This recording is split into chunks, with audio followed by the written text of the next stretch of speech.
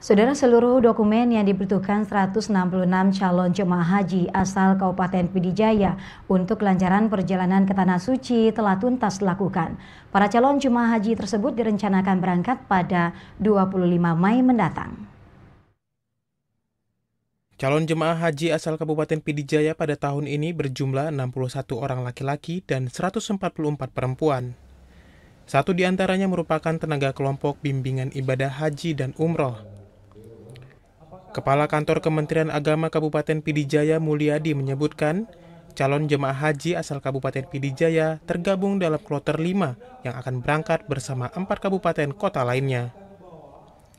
Dijadwalkan calon jemaah haji Pidijaya akan berangkat pada 25 Mei 2025 menuju asrama haji di Banda Aceh. Sementara penerbangan menuju Arab Saudi akan direncanakan pada sore hari pukul 17.00 waktu Indonesia Barat.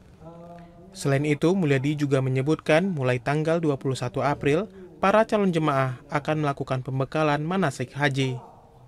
Hal ini diharapkan agar para calon jemaah dapat melakukan rukun haji dengan sempurna, sehingga tidak ada kendala saat berada di Tanah Suci. Untuk saat ini belum ada laporan ada kendala dan semua lancar-lancar saja.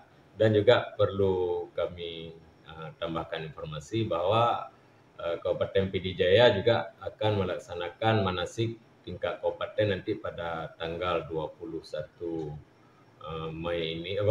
April ini, hari Senin, yang insya Allah akan dibuka oleh Bapak Bupati di Masjid Munawarah Simpang Merah 2, dan kita mengharapkan para jamaah juga bisa mempersiapkan semaksimal mungkin segala kebutuhan-kebutuhan, dan juga yang paling penting adalah menjaga kesehatan supaya pelaksanaan ibadah haji nanti di Tanah Suci bisa dilaksanakan dengan penuh dengan kesempurnaan. Mulyadi merinci dari total calon jemaah haji yang akan diberangkatkan 27 orang dari Kecamatan Bandar Baru, 3 dari Pantai Raja, 10 dari Trenggading, 40 dari Meredu, 16 dari Merah 2, 18 dari Jangkabuya, 35 Bandar Baru, dan 16 orang dari Ulim. Dari Pidijaya, Hasbi TVRI Aceh melaporkan.